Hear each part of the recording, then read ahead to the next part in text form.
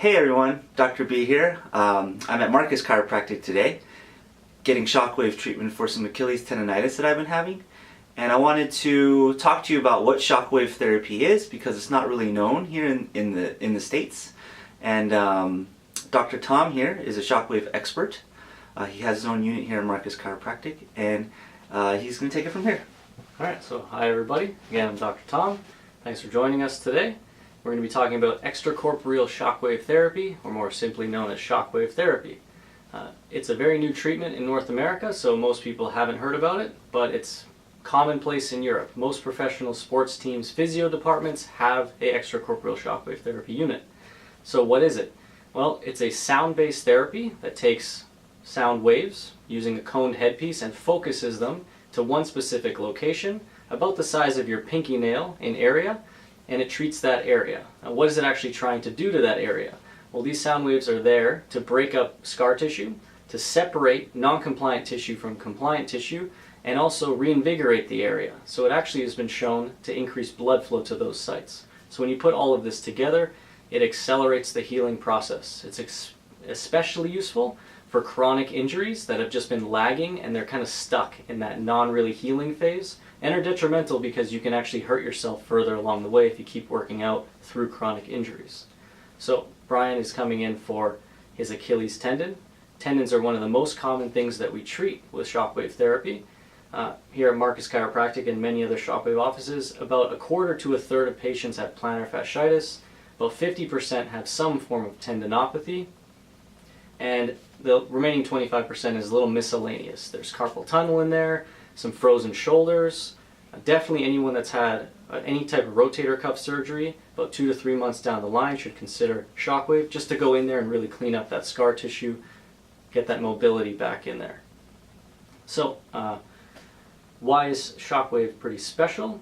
Well, unlike ultrasound, it's more closely related to lithotripsy. Do you know what lithotripsy is, Brian? I actually don't know what that is. What so is that? Lithotripsy is the sound wave technology used to bust up kidney stones. Oh, yeah, okay. So it's a non-invasive procedure like that.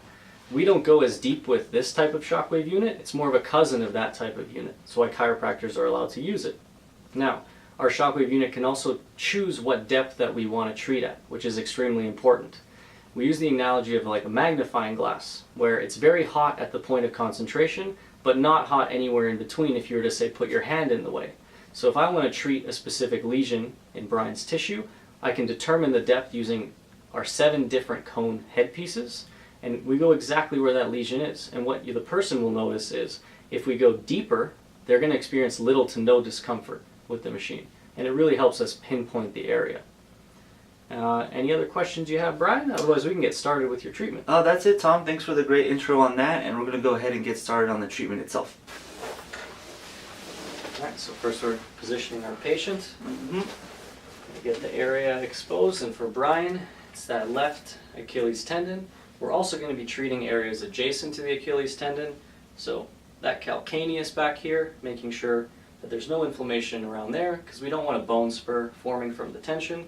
We're also going to be treating with some depth on the soleus and the gastrocnemius muscles, just to remove any excess scar tissue there, as well as right around the tibia and the fibula. So really a nice global posterior ankle treatment. So to get started, I'm just going to place all the components of the machine. I'm going to slide it into view here a little bit, just like that. So what's the name of your machine? So I have a PiezoWave 2. Okay. It is the 2nd generation shockwave machine made by the Wellwave Elevation Company in Germany. And this is actually the only company that makes the sound-based shockwave therapy. All the others are radial shockwave units, which means they use mechanical energy. So if I had my hand here and I'm pressing into Brian just like this, I'm using mechanical force. I can in no way localize the depth of tissue that I want to treat. I'm actually treating everything to and beyond that lesion. Now, the other problem with the mechanical units, as far as my opinion goes, is they use a radial headpiece. So when you think radial, think flashlight. So all those rays of energy that are coming out of that mechanical headpiece are being distributed over a wide area. This unit is not only acoustic instead of mechanical, but it's also focal. So we're taking those waves with this dish headpiece, kind of think of a satellite dish, and focusing it to a fine point. So we have more accuracy as well with this machine. So just to prep the patient, all it takes is a little bit of ultrasound gel, so it's going to be a little chilly here, Brian. Just like that. And today we're using the 10 millimeter depth headpiece. So that's about 1 centimeter, third of an inch, give or take. And now the machine actually has 18 different intensity settings on it. And our goal is to maintain as much intensity as the patient can tolerate, but not to the point where they're really stressing out. And what we do with that is we simply ask the patient to let us know their discomfort level every 5 to 10 seconds, and we don't want to exceed a 7 out of 10. The Goldilocks zone is a 5 to 7 discomfort level. Alright, so move the gel around, and we're going to get started here, Brian. Alright, I'm ready. And based off of Brian's last treatment, he got up to a 12, so I'm going to start him just shy of that 12 at a 10 today. We got up to 12 last time? Yep. And where did we start at, intensity-wise, my first treatment? Let me look over at the chart in the distance. We started at a 1. Wow. And so we went 1 to 5 the first visit, 5 to 9 the second visit, and then up to 10 the third visit, up to 12 on the fifth visit, I believe. That would be the fourth up to 12. Today is the fifth visit. Now it's also very common when you do shockwave to do a shockwave protocol. Shockwave protocol simply implies that you are doing a set amount of treatments. In our case, we're doing 7, which is the most common amount of treatments in a given protocol.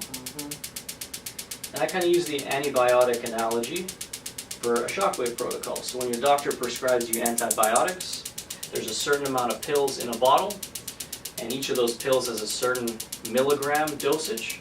So for shockwave, if this was a bottle of antibiotics, he'd be getting 7 pills, 7 treatments.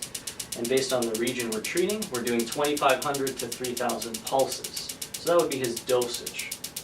Now, just like taking your antibiotics, sticking with your shockwave protocol within a timely fashion is very important because it affects the actual effectiveness or the healing time that it's going to take. So you wouldn't go to your doctor having only taken half of your antibiotics and say, how come I'm not feeling better? No, you should have actually finished that whole bottle all the way through. And you're also going to take those pills at the recommended dosage, which is usually 1 to 2 a day.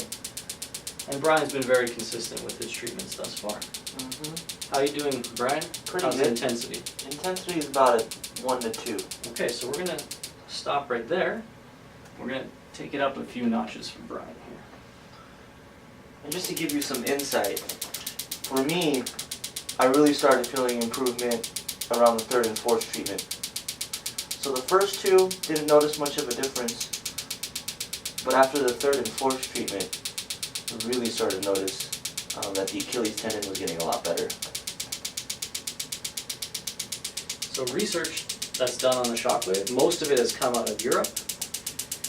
And a lot of the research has shown that after 4 treatments, once a week for 4 weeks of shockwave, the average improvement is between 70 and 80%, which is pretty staggering. It's one of the reasons that my mentor, where I learned to do shockwave, was with Dr. Bigcarm in Pleasanton. And in Pleasanton, we do the 7 treatment protocol because it's way more comprehensive. It allows us to treat at multiple depth layers, and it gets the patient way closer to that 100% restoration. So that's about a 7, 6, 7. So as you may have noticed, we were doing the lateral portion of the Achilles to start with. So as we move to the medial side with the same intensity, he feels it a whole lot more.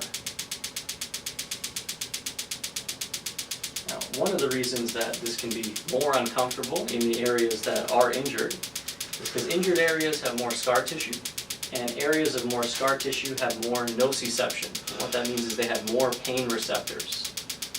This is very important and actually demonstrates how someone heals and is able to tolerate more impact or more intensity on the unit. So over time, they're taking a higher threshold on the machine, which could only mean that that density of pain receptors is decreasing. which then implies we're removing scar tissue and breaking it apart.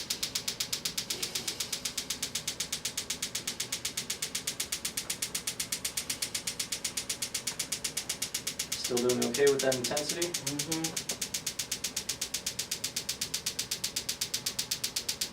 We're now one level higher than Brian has ever been. We're up to 13.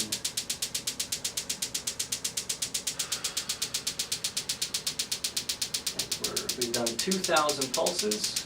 Today we're going to go up to 3,000.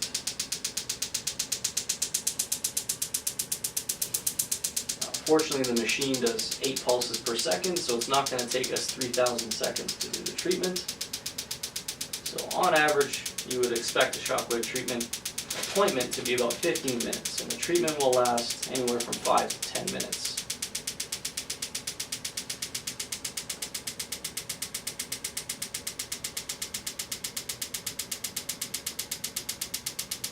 And you also want to make sure that the patient isn't straining too much or holding their breath. Deep, slow breathing helps with the tolerance. Unfortunately, this isn't the most comfortable procedure you can experience. But it's super effective. So it's worth a little bit of discomfort. So would you say it's purposeful suffering, Brian? Absolutely. I mean, I've been dealing with this issue for a while now. And Shockwave has been honestly the best in terms of the results that I've been getting. And other treatments just take longer and are less effective.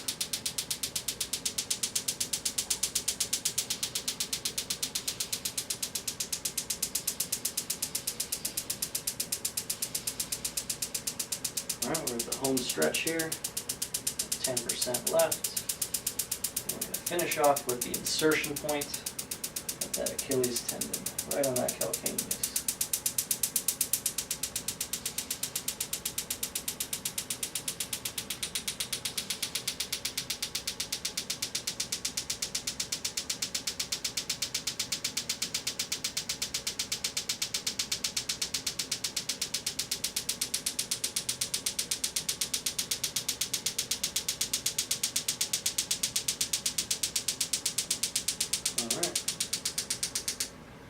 We are. Is that it? That is all for today. Alright. Well, there you have it. We just went through a shockwave treatment. And if you have any questions or comments, you can leave it in the comment section below or send me an email. Be healthy, be happy, and thanks for tuning in. See you next time.